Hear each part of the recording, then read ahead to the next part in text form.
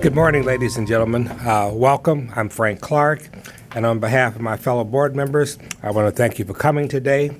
The purpose of the hearing is to comply with the provisions of the property tax code related to truth-in-taxation. Madam Secretary, please state for the record the notice procedure for this hearing. Thank you, Mr. President. Notice of this public hearing was published in the Chicago Sun-Times, a newspaper of general circulation in the city of Chicago, on August 10th, 2016, and posted on the cpsboe.org website on August 16, 2016. I will now read into the record the public notice as published, and it reads: Notice of proposed property tax increase for the Board of Education of the City of Chicago, commonly known as Chicago Public Schools. Roman numeral 1, a public hearing to approve a proposed property tax levy increase for the Board of Education of the City of Chicago, commonly known as Chicago Public Schools, for the fiscal year beginning July 1, 2016 and ending on June 30th, 2017, FY 2017, will be held on August 18, 2016 at 10:30 a.m. at the Chicago Public Schools Loop Office, 42 West Madison Street, Garden Level Boardroom, Chicago, Illinois, 60602. Any person desiring to appear at the public hearing and present testimony to the taxing district may contact Estela Beltran, Secretary to the Board, Office of the Board, either by mail at 42 West Madison Street, Suite 950, Chicago, Illinois, 60602, or by telephone at 773-553-1600. Roman numeral number 2. The corporate and special purpose property taxes extended or abated for the fiscal year commencing July 1, 2015 and ending June 30th, 2016, FY 2016 were $2,398,390,931.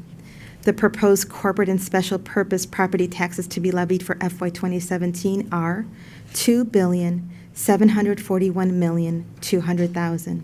This represents a 14.3% increase over the previous year. Roman numeral number 3. The property taxes extended for debt service and public building commission leases for FY 2016 were $53,638,850. The estimated property taxes to be levied for debt service and public building commission leases for FY 2017 are $53,179,003. In Roman numeral 4, the total property taxes extended or abated for FY 2016 were $2,452,029,781. The estimated total property taxes to be levied for FY 2017 are $2,794,379,003. This represents a 14.0% increase over the previous year. Dated at Chicago, Illinois, August 10, 2016, Chicago Board of Education, by Frank M. Clark, President, and attested by Estela G. Beltran, Secretary. Mr. President, I would also like to note the board members that are present here today. Member Furlong. Present. Dr. Hines. Present. Father Garanzini. Present. President Clark. Present. 4 members present. There is a quorum. Thank you. Thank you, Madam Secretary. Now let's begin with the Truth-in-Taxation presentation. I believe that's going to be Cameron. And when you come, state your title.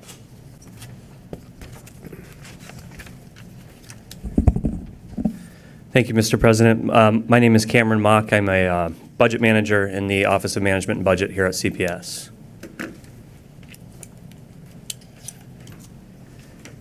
I'm here today to present the Public Truth-in-Taxation hearing presentation explaining the proposed increase in the property tax levy for the 2017 levy.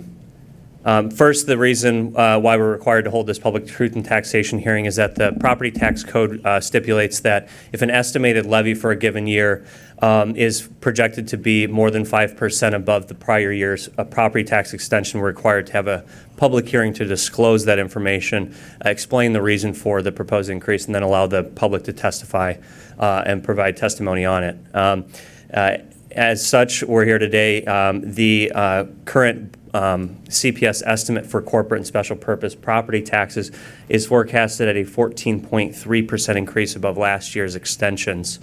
As indicated before, last year's extension, or as indicated now, the last year's extension was 2.398 billion, and the proposed levy for 2017 is 2.741 billion. I'll provide a budget overview to kind of explain where we were at and how far we've come in the proposed budget. We had a projected deficit in fiscal year 17 of $1.14 billion, with $173 million in structural savings last year in fiscal year 16, and with provided help from Springfield and the proposed increase from the property tax extension for local property taxpayers here in Chicago. We've managed to get that deficit down to 300, and then through final savings measures, we've managed to reduce that deficit down to 0 in the fiscal year 17 budget. As you can see, indicated in the red boxes is the proposed levy and the forecasted revenues due to that levy of $250 million.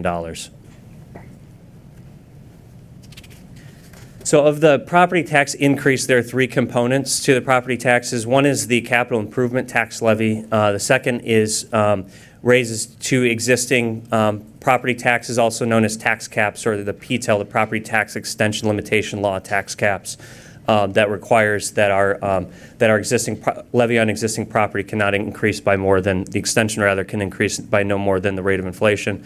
And the third is the restoration of the teacher pension levy. First is the capital improvement tax. This levy is authorized by state statute. We levied it for the first time in 2016 and are proposing to levy it again in 17, and we are allowed by statute to increase that at the rate of inflation. It is a different rate of inflation than the PTEL tax cap, so it gets a little complicated, but based on the latest 12-month CPI, we are allowed to increase the capital improvement tax by $2.9 million. So that would be an increase above last year's extension of 2.9 and would bring the total levy to $47.9 million for this capital improvement tax levy. The proceeds of this are allowed to be used for construction equipment of new buildings and additions, the purchasing of school grounds, and as well as the rehabilitation, renovation, and equipment of existing school buildings. And we'll get into more of that use later.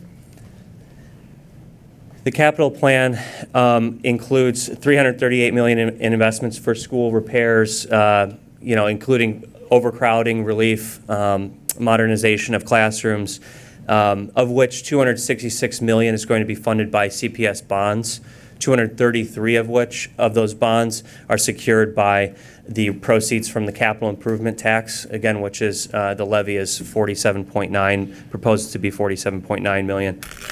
72 million will be funded by outside sources for the total of 338 million in the total capital budget.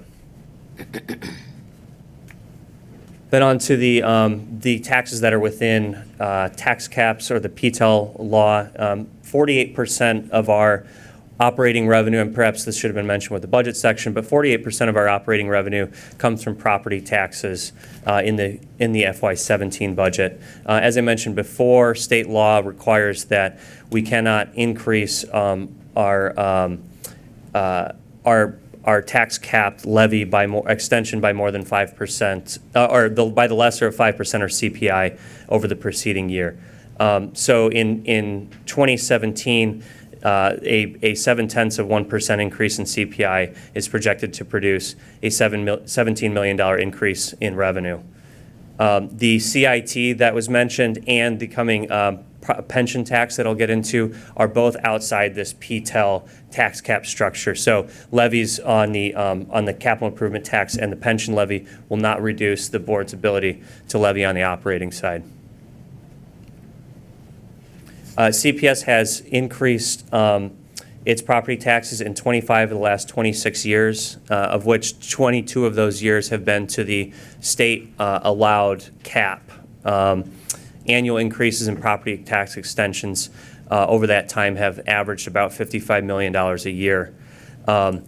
Since the law allows us to increase our extension on existing property by the lesser of CPI or 5%. It also allows us to take that same rate we're levying on existing property and apply to any new property that comes on the rolls. So while it is dictated by the levy that is dictated by the PTEL statute, it itself is not within the tax cap under PTEL. This forecasted increase due to new property is projected to produce about $51.3 million for CPS. And finally, the third part is the teacher pension property tax.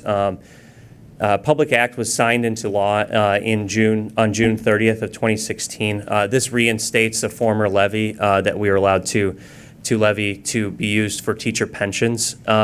This, as I mentioned, is outside the PTEL tax caps, and it is a levy of no more than 0.383% of all taxable property within the district. The proceeds of this are paid directly to the pension fund, of which we'll get to take a credit. So it never comes to CPS. In the budget, it's budgeted as revenue, but it's actually per state statute is deposited directly with the Chicago Teacher Pension Fund. The levy itself is being proposed at $272 million. I had mentioned before the anticipated revenue from that levy is going to be about $250 million.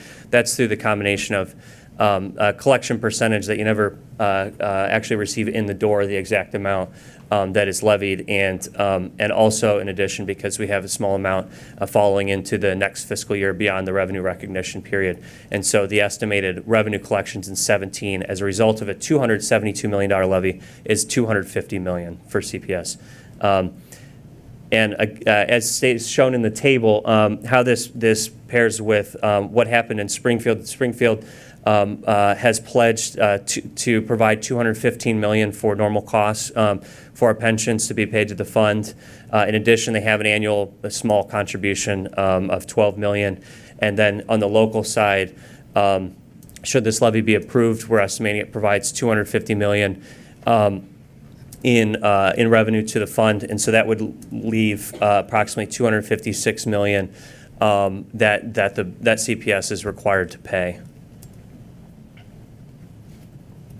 So on to teacher pensions to show kind of this is of the increase. The teacher pension is the largest part of this increase. So just to show you a bit about where the pensions have come from, where they're going to, and how they've become such a problem from a financial perspective for CPS.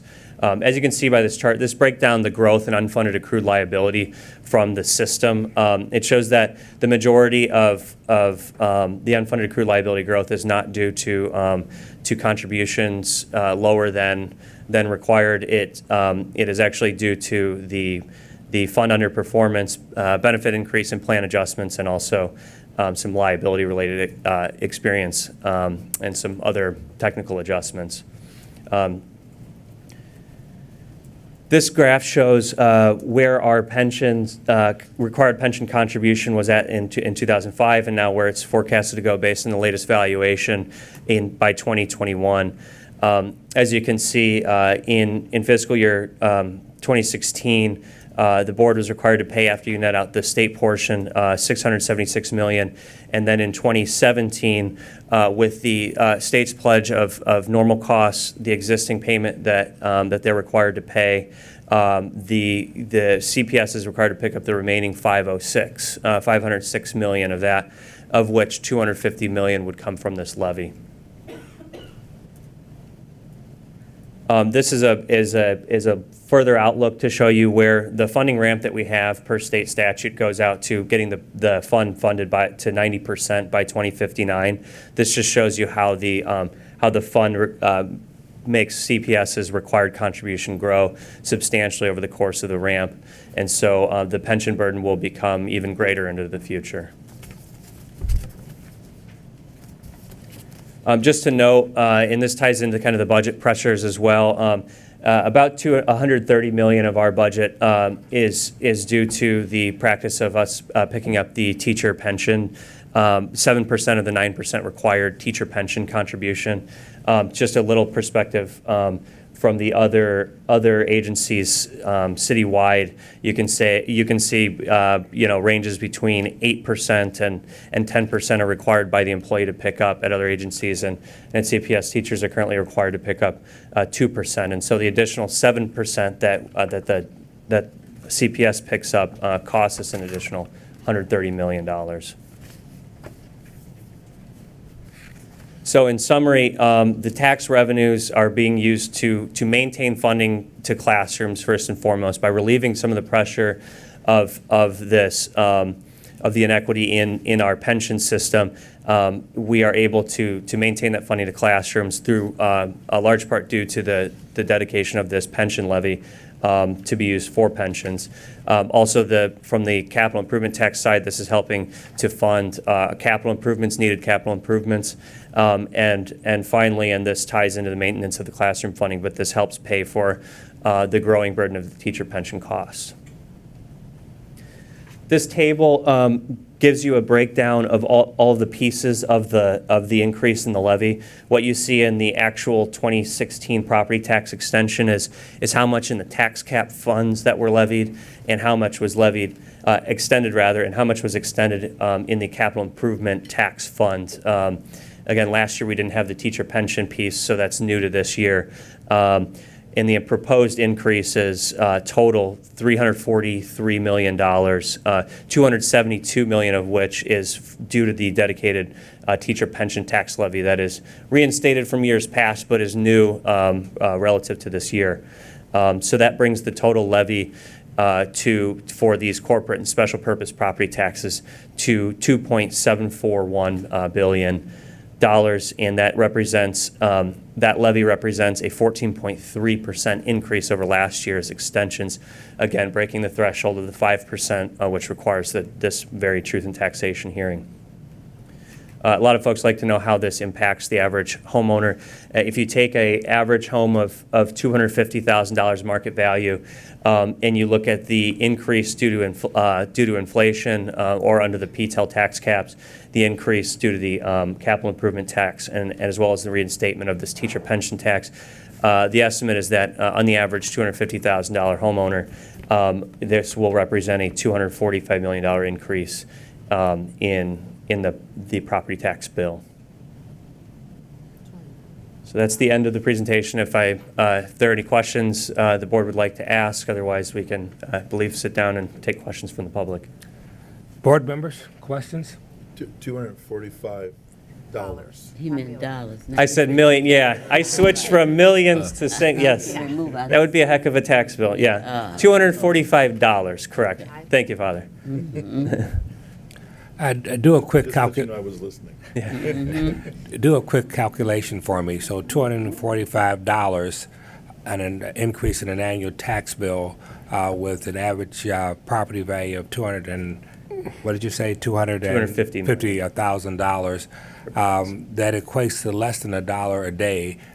Give me the number. It's got to be somewhere around 75-80 cents a day. But before I say it, I'd like it to be accurate. Well, 67 cents is what I just Is that what you calculated. did it for me? Thank you very much, Mark. It's always good to have a smart banker near you. That's his not math. what he says privately, but I'll round it up to 68 cents. 68 cents a day is what this impact has on a property owner with an average home property value of $250,000. The fact that it's 68 cents a day, which in and of itself makes it sound as if it were not significant. The fact is $245 does impact the lives of some people, and I know that. But I wanted to give some other perspective around it. Thank you very much. Any other questions for Cameron? Thank you.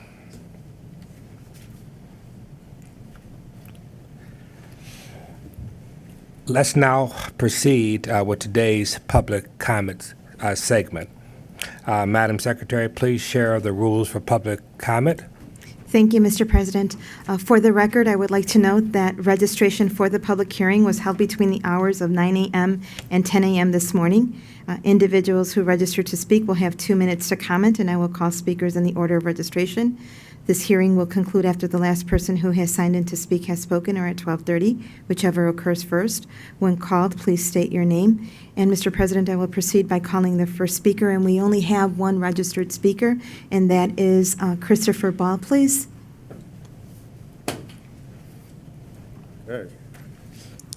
Mr. Chairman, members of the board, my name is Christopher Ball, and I'm speaking on behalf of Raise Your Hand for Illinois Public Education.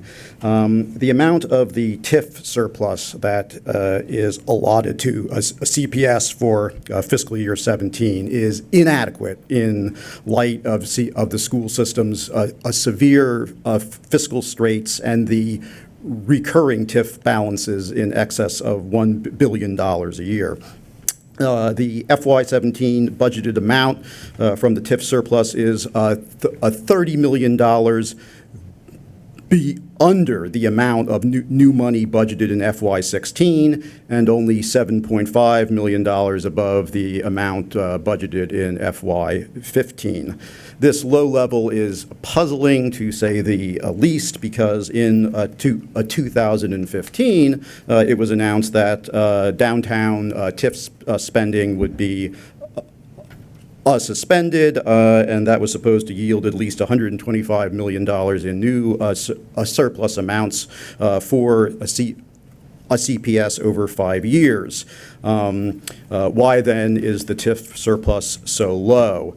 Property taxes for CPS are increasing, as we've seen, and we understand the need for the extension beyond the PTEL caps. This is certainly needed to stabilize CPS's finances. But over $230 million in revenue that would otherwise go to a CPS is collected by TIFs, at least as of the last tax year. There should be more revenue coming from the TIF surplus to a CPS, and we ask that a CPS ask for more. Thank you. Thank you, Mr. Ball. Mr. President, this concludes the public segment. For the record, I want to make it clear that this board has repeatedly asked to get the maximum amount of TIF dollars that are available, and in fact got more TIF dollars. The budget level, the number you used, the $1 billion, that may or may not reflect the total amount of TIF dollars that are out there, but the vast amount, the vast sum of that total are dollars already committed to other projects. I wish that we had the ability to say stop everything else that's been done in every community and every TIF district and funnel all that money to us. That has a disruptive component that's not always really appreciated. We push hard for every TIF dollar we can get, and we're never satisfied with what we get. But there are, as important as the schools are to us and everyone in this audience, and I believe people in the city of Chicago, there really are other issues and other commitments and other economic developments that are necessary in the 50 wards and several hundred TIF districts around the city of Chicago. We don't have carte blanche control over those dollars. I could say I wish we did, but in fact we don't. I don't think they're ill-used either. I think there are good choices made for the use of those TIF dollars to the best of my knowledge, but we fight for every dollar we can get, and we will continue to do that. Thank you. Board members? If there's no other business, this would conclude the Truth-in-Taxation hearing. Thank you very much.